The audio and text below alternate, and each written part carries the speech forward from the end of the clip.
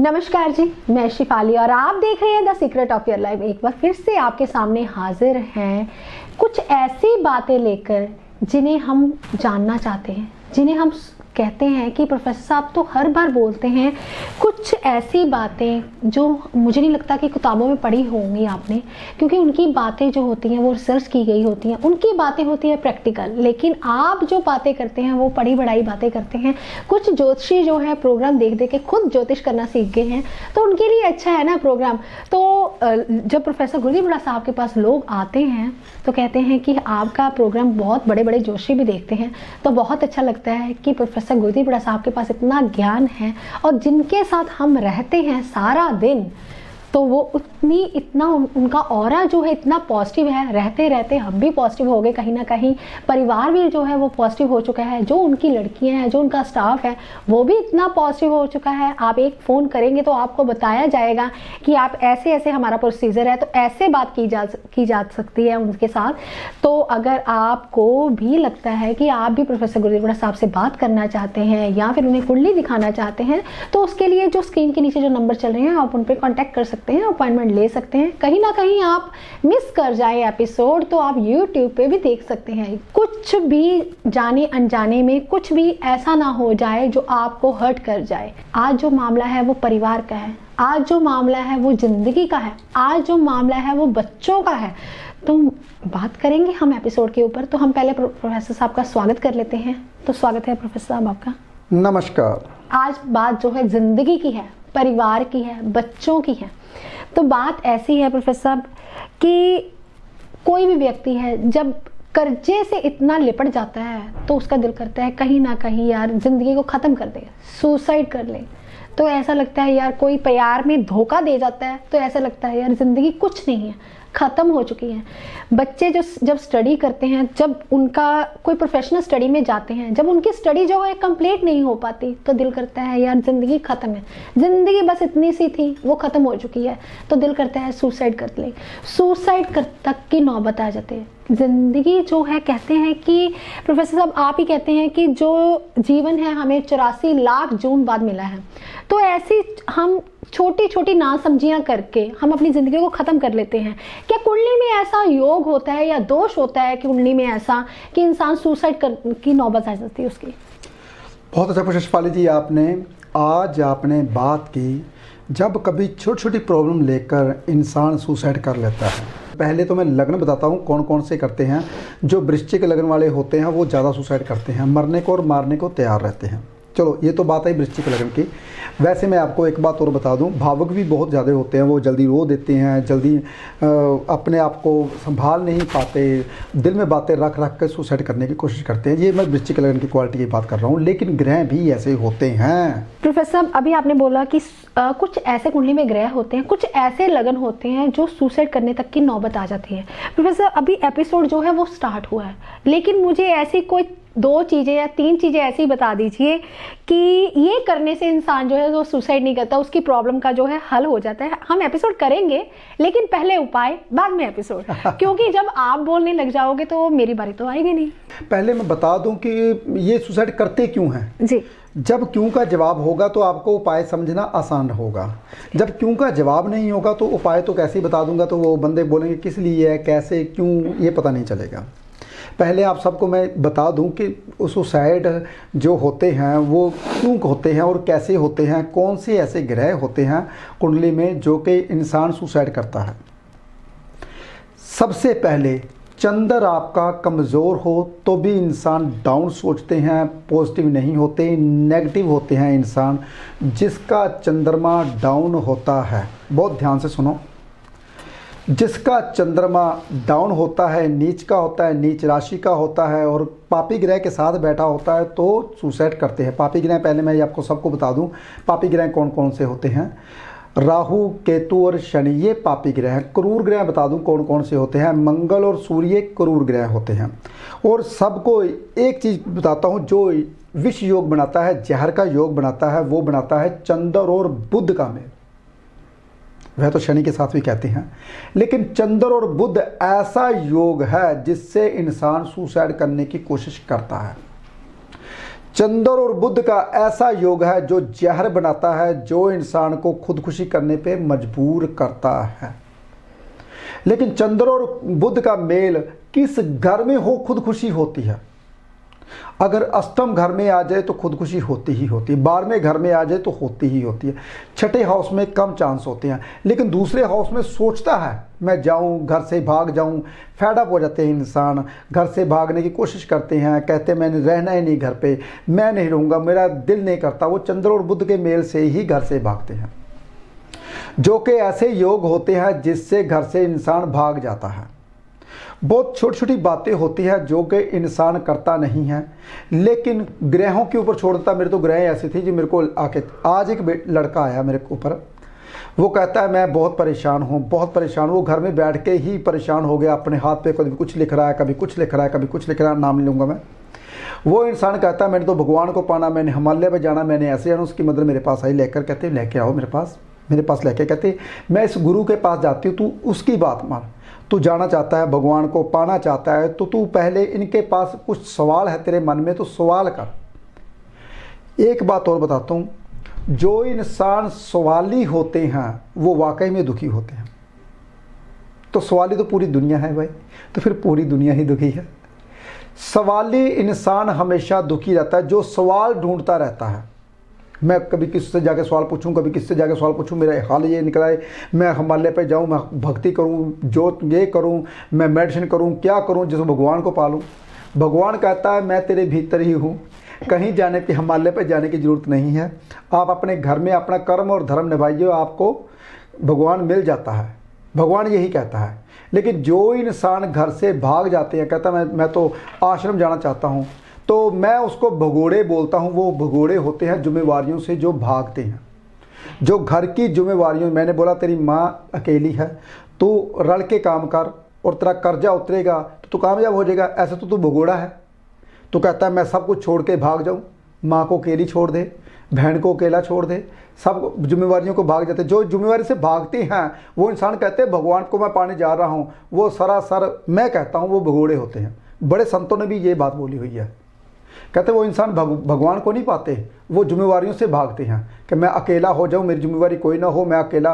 रोटी तो बंदा इंसान कहीं भी खा सकता है, लेकिन उसको कभी भगवान नहीं मिलता।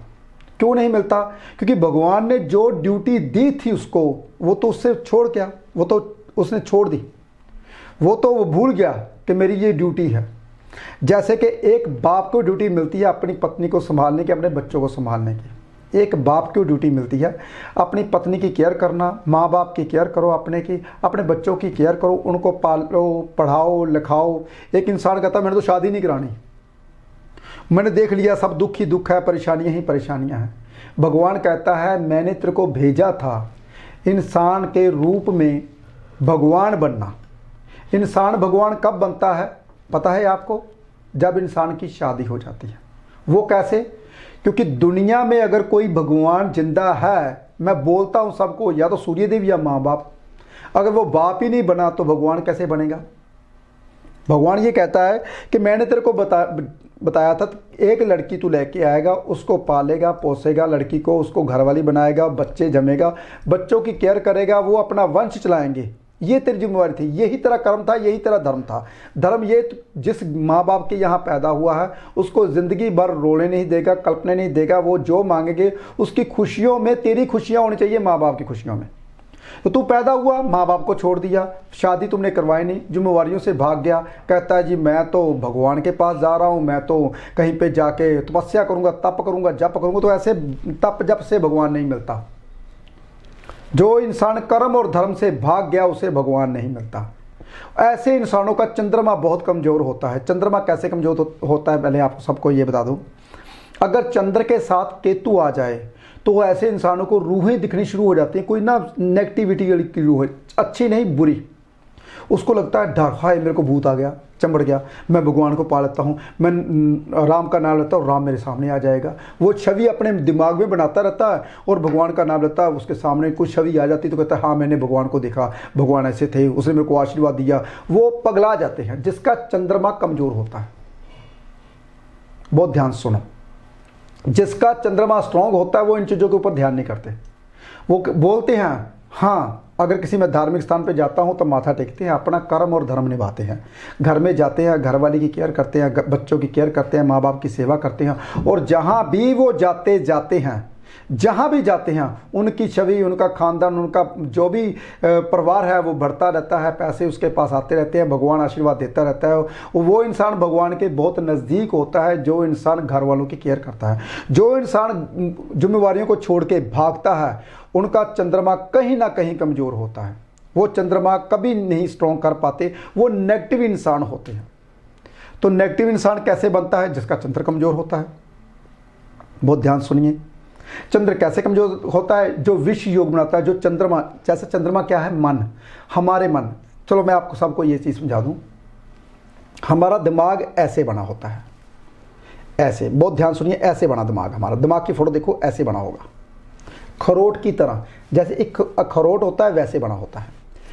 जब दिमाग के ऊपर प्रेशर डलता है, बहुत ध्यान सुन, जब दिमाग के ऊपर प्रेशर डलता है वो ऐसे सुंगड़ता है, ऐसे होता है, ये सुंगड़ता उकड़ता रहता है। बहुत ध्यान सुनिए, ये डॉक्टरी बातें हैं। हमारे दिमाग में नसें होती हैं बालों से भी बारीक, उनमें से हवा गुजरती है। हवा का सर्कुलेशन चलता रहता है दिमाग के बीच में, पानी का, हवा का, खून का, ये दिमाग की छोटी छोटी नाड़ियों में। जब इंसान दिमाग बहुत ज़्यादा प्रेशर लगाता है, जोर लगाता है, तो क्या होता है? कई दफ़ा वो हवा का दबाव कम हो जाता है, खून का दबाव बढ़ जाता है, दौरा बढ़ जाता है खून का। तो खून का जब दबाव बढ़ जाता है, हवा का दबाव कम हो जाता है, सोचने की क्षमता खत्म हो जाती है। वो हर किसी के साथ लड़ना झगड़ना शुरू कर देगा। सोचता समझता वायु किससे आती है भाई? गुरु से। वायु, गुरु, जितनी भी हवा है ये गुरु से आती है। जो बुध क्या करवाता है? वायु को रोकता है, बुध का दुश्मन। इसी तरीके से बुध भी चंद्र का दुश्मन है भाई। जब चंद्र का दबाव बढ़ता है, खून बहुत ज़्यादा तेज होता है, तो वायु कम हो जाती है। जब वायु कम हो जाती है दिमाग में, तो दिमाग की नाड़ियाँ फटती हैं, दिमाग का प्रेशर बढ़ता है, बंदा पगला जाता है। बुध का दबाव जब कम होगा तो, क्योंकि नाड़ियों का कारक बुध ग्रह है। जितनी भी नाड़ियाँ हैं हमारे शरीर में, उसका कारक बुध है। अगर नाड़ियों का बीच का हिस्सा लूँ तो बुध, अगर उससे ऊपर का हिस्सा लूँ शनि, अगर चर्बी का हिस्सा लूँ तो गुरु। बहुत ध्यान सुनो, अगर नाड़ी के बीच में जो खून बहता है, मंगल और चंद्र। देखिए, बहुत बारीकी है ज्योतिष, इसको समझना बहुत मुश्किल है। बीमारियां कैसे आती हैं, कैसे इंसान पगला जाता है। मैंने उस लड़के को समझाया, मैंने कहा तेरा कन्या लगन है। उस लड़के का कन्या लगन था। कन्या लगन है तेरा दिमाग भागता रहता है, भागता रहता है, भागता रहता है, और बुध लगन में था। तो इसलिए बहुत सी ऐसी बातें हैं, जब इंसान बहुत ज़्यादा तेज़ दिमाग घुमाता है और बुध पीड़ित हो जाए, चंद्र पीड़ित हो जाए, तो ऐसा बंदा घर से भाग जाता है, डॉक्टरों के पास जाके अपना इलाज करवाता है। एक बात और समझा दूं सबको, जितनी भी मेडिसिन है ये आपके दिमाग को सुन्न करती हैं, रिलैक्स देती हैं। तो रिलैक्स वैसे कर लीजिए, 2 दिन तो ठीक हो जाओगे, मेडिसिन खाने की जरूरत नहीं होगी। पर्टिकुलर कोई भी ऐसी मेडिसिन नहीं बनी जो आपके दिमाग को ठीक कर सके। वो ठीक करता है सिर्फ आपका दिमाग। जब आप रेस्ट करते हो, आंखें बंद करते हो, सो जाते हो, आपको रिलैक्स मिल जाता है, तो आप दिमागी तौर पे ठीक हो जाते हो। तो दिमाग भी तो यही कहता है रिलैक्स दो मेरे को, मेरे खून का दौरा बढ़ा हुआ है। जब खून का दौरा नीचे जाएगा, हवा का वायुरेशन को में घूमेगा, तो फिर आप ठीक हो जाओगे। बहुत आसान है। तो ये आपने करना है।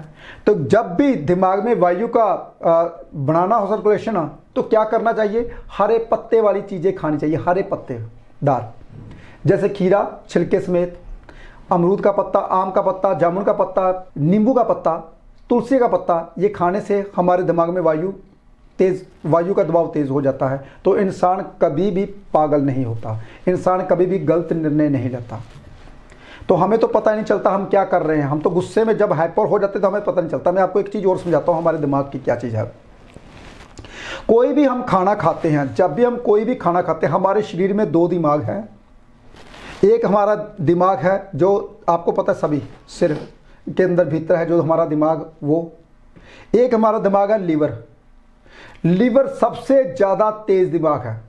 आप खा रहे हो तली हुई चीज़ में क्या है? बेसन है। भी बेसन को तला जा रहा है गंदे तेल में, फिर उसके बीच में ब्रेड है जी, फिर उसके बीच में आपने आलू डाले। तो दिमाग क्या करेगा? जो आपका दिमाग भीतर बैठा है लीवर, उसने बेसन को अलग करना है, गंदे तेल को अलग करना है, फोक को अलग करना है। उसमें से एक बूंद एक बूंद ग्लूकोज की निकालनी, सिर्फ एक बूंद। आपने जितना गंद खाया या ताज़ी चीज़ खाई, हरी चीज़ें खाई, उसमें से 4-5 बूंदे निकाल लेगा।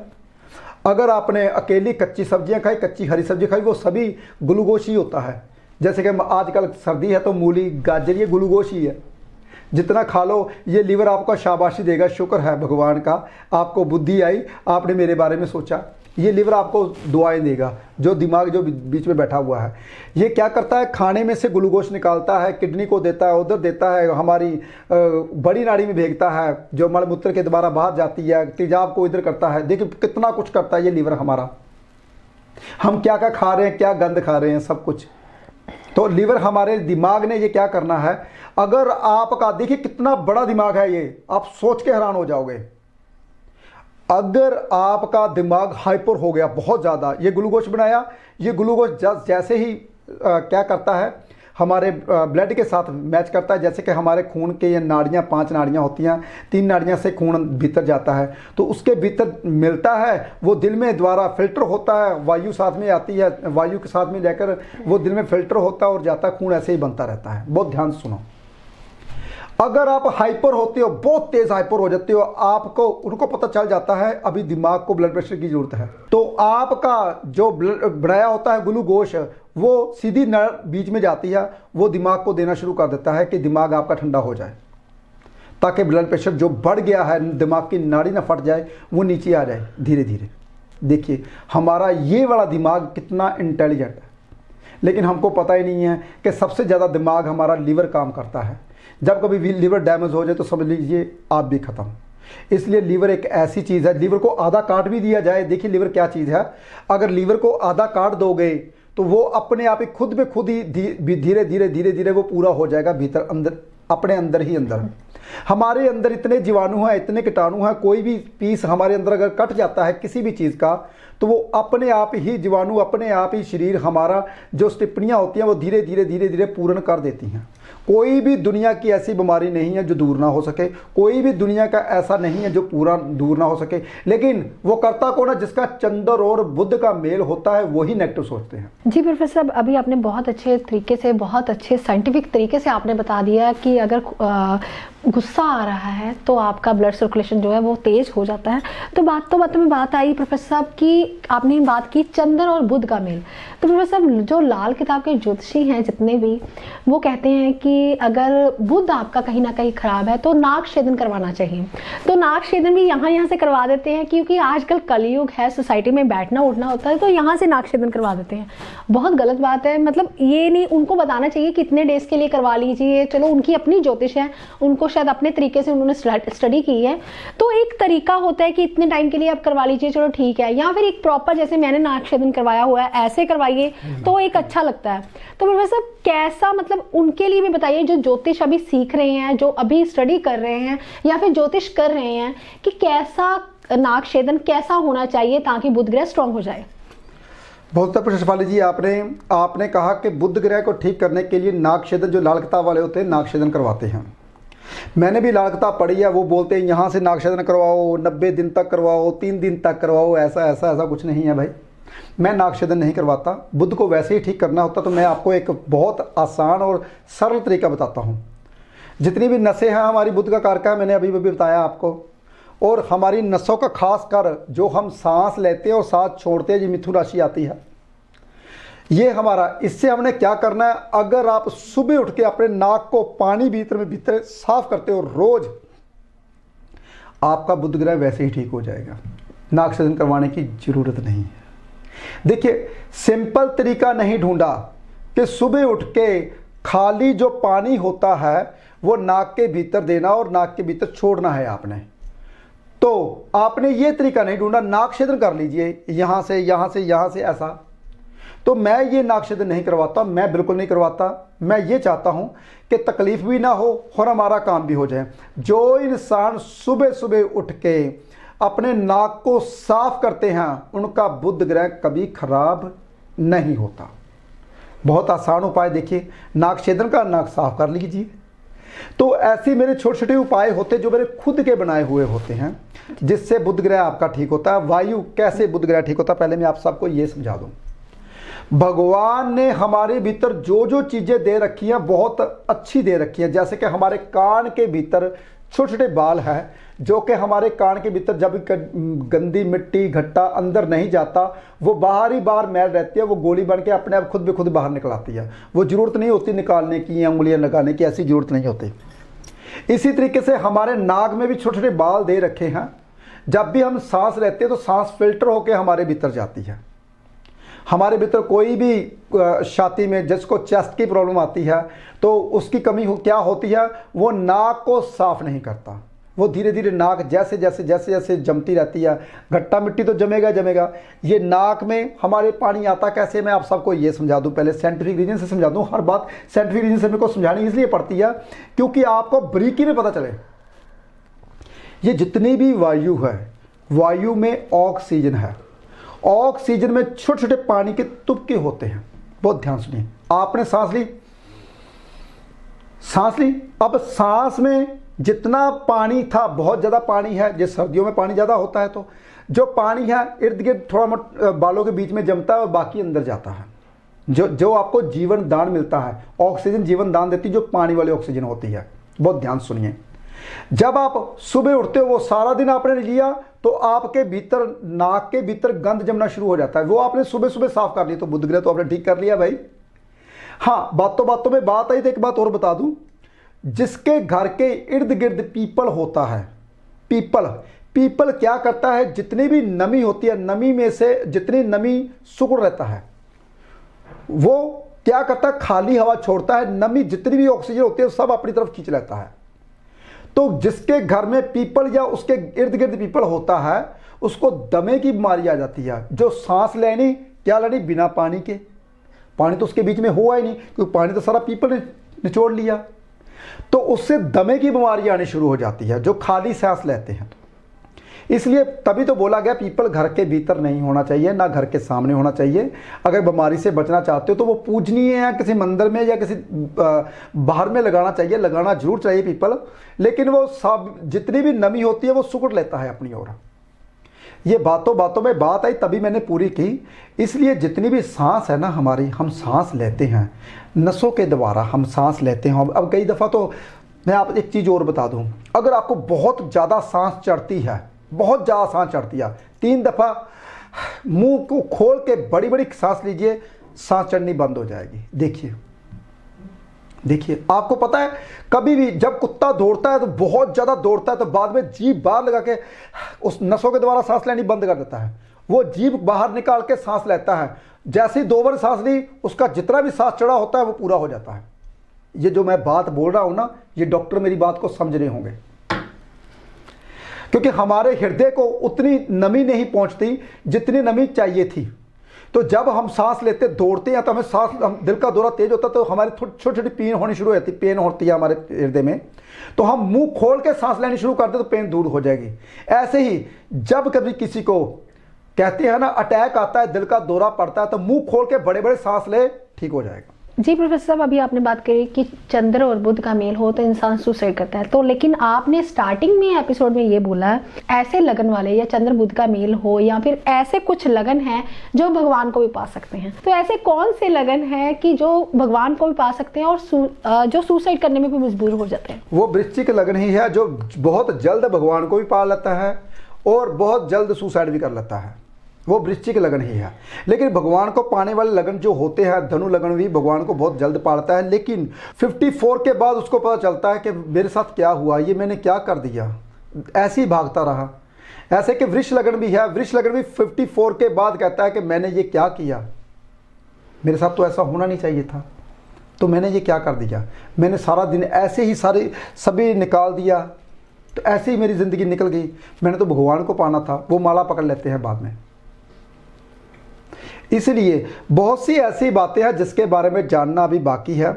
तो भगवान को पाने वाले लगन तो बहुत ज़्यादा, कई दफ़ा तो ऐसे होता है लगन कोई भी हो, लेकिन गुरु का अगर कहते हैं त्रिकोण में बैठकर सभी त्रिकोण के मालिक को देखे तो वो भी लोग भगवान को पा लेते हैं। अगर केतु बार में घर में आ जाए वो भी लोग भगवान को पा लेते हैं। अगर चौथे घर में चंद्रमा आ जाए तो माँ के रूप में वो लोग भगवान को पा लेते हैं। तो बहुत सी ऐसी बातें हैं जिसके बारे में जानना मुश्किल है, लेकिन जैसे जैसे आप मेरे एपिसोड जानते रहोगे और वैसे वैसे ही आपको मैं बातें बताता जाऊंगा कि कौन से लगन के लिए क्या क्या होता है। लेकिन ज्योतिष को जानना बहुत मुश्किल है। लेकिन सुसाइड करने वाले जो ग्रह होते हैं वो चंद्र के साथ अगर शनि आ जाए, चंद्र के साथ अगर मंगल आ जाए, चंद्र के साथ मंगल आ जाए तो लक्ष्मी योग बनाता है, लेकिन साथ में केतु आ जाए तो कैंसर की प्रॉब्लम भी दे देता है। देखिए, चंद्र के साथ अगर बुध ग्रह आ जाए तो बहुत ज़्यादा खराब। जी प्रोफेसर साहब, अभी आपने कहा कि उपाय मैं देता रहता हूँ, लेकिन प्रोफेसर साहब जब आपका कोई एपिसोड देख रहा हो, चाहे मैं ही हूँ, लेकिन दिल करता है कि एंड में एक छोटा सा उपाय मिल जाता है, एक जनरल रेमेडी मिल जाती है तो हमारा हल हो जाता है, घर पे बैठे बैठे ही हल हो जाता है। तो प्रोफेसर साहब कुछ ऐसी 2 चीज़ें बताइए कि जिसके साथ जो चंद्र और बुध का मेल है उसका जो दोष है वो कम हो जाए। बहुत बहुत पुष्पाली जी, आपने कहा ऐसी 2 चीज़ें बताइए जिससे चंद्र और बुध का मेल जो है वो ठीक हो जाए। जी। वैसे तो लाल किताब में लिखा हुआ है दूध के साथ पत्ते धो के आपने जल प्रवाहित करने हैं, लाल किताब ये कहती है। मैं क्या कहता हूँ, बहुत ध्यान सुनिए। मैं कहता हूँ जिसकी कुंडली में ये योग बन रहा है, 8 पत्ते लेकर, 8 पत्ते, उसने पत्ते का उपाय बहुत बड़ा दिया हुआ है, लेकिन मैं चौड़े पत्ते 8 बोलता हूँ। 8 चौड़े पत्ते लेकर आपने क्या करना है, उसके ऊपर 8 चौड़े पत्ते वो दूध के साथ छिट्टा मारना खाली, और चलते पानी में जल प्रवाहित करने हैं। ये मेरा बनाया हुआ उपाय है। 8 चौड़े पत्ते लेने हैं, उसको दूध का छिट्टा लगाकर चलते पानी में जल प्रवाहित करना है। और उससे क्या होगा, साइंटिफिक रीजन से बता रहा हूं क्या होगा। अगर चंद्र और बुध का मेल हो रहा है, चंद्र और बुध क्या करवाता है, अगर पानी के भीतर चंद्र जिसका खराब हो रहा, पानी के भीतर जो जीव जंतु, जो मक्खी है, जो कोई भी बड़े बड़े जैसे कि कहते हैं ना पेड़ से निकलता है, क्या कहते हैं स्पाइडर, वो भी पानी में गिरता तो मर जाता है, वो फिर उस पत्ते का सहारा लेकर बच सकता है। ऐसे ऐसे जीव जंतु पत्ते का सहारा लेकर बच सकते हैं। बहुत से जीव जंतु होते हैं जो पानी के भीतर ही मर जाते हैं, जो ऊपर गिरते हैं पेड़ से, कभी किसी से, वो पत्ते का सहारा लेकर बच जाते हैं। इससे भी चंद्र बुध का मेल जो बहुत स्ट्रॉन्ग था, जो आपको खराब कर रहा है, उसका जो फल है कम हो जाएगा, यानी कि नुकसान कम हो जाएगा। और दूसरा उपाय, इन्होंने 2 बातें बोली तो 2 बातें ही बोलूँगा। दूसरा उपाय, 8 पत्ते लेने हैं आपने, 8 पत्ते लेने हैं बेल पत्ता, 8, एक पत्ते में 3 पत्ते होते मैंने पहले बताया, वो भी आप दूध से धोकर शिवलिंग के ऊपर रख सकते हो। ये भी आप चंद्र और बुध का मेल है, ऐसा नहीं कि वो उसका मेल नहीं है। जी प्रोफेसर, कहते हैं ना कि इंसान की जिंदगी जो है बहुत कीमती है। 84 लाख जूनियों के बाद ये जो भगवान ने हमें शरीर दिया है ये बहुत ही कीमती है, इसको संभाल के रखिए। आप खुश रहिए, स्वस्थ रहिए। अगर आप भी प्रोफेसर गुरुदेव हुड्डा साहब से मिलना चाहते हैं तो स्क्रीन के नीचे जो नंबर चल रहे हैं आप अपॉइंटमेंट ले सकते हैं।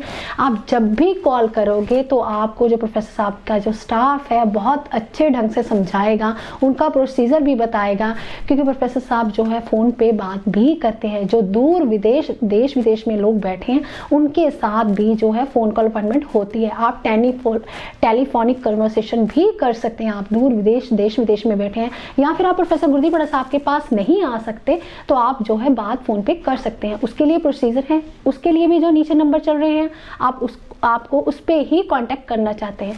कहीं मिस कर जाएं एपिसोड या किसी फ्रेंड्स को दिखाना हो तो आपके लिए यूट्यूब जो है वो सबसे बढ़िया जरिया है।